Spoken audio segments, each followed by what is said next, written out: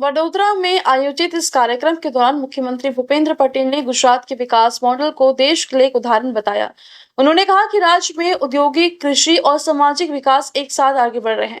मुख्यमंत्री ने बताया कि सरकार निवेश को आकर्षित करने के साथ साथ स्थानीय युवाओं को रोजगार देने पर भी फोकस कर रही है। उन्होंने उद्योगपतियों से राज्य में नई परियोजनाओं में सहयोग का आह्वान किया। कार्यक्रम के दौरान उन्होंने आने वाले वर्षों में गुजरात को देश का अग्रणी औद्योगिक केंद्र बनाने की दिशा में सरकार की योजनाओं का भी उल्लेख किया।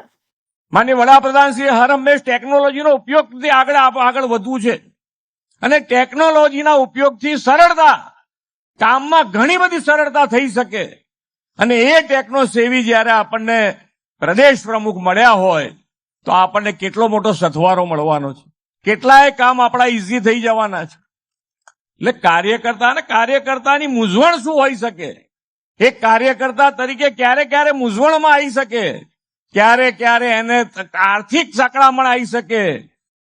न्यू वीडियोस की अपडेट पाने के लिए सब्सक्राइब करें इंडियन न्यूज को और बेल आइकन को दबाएं।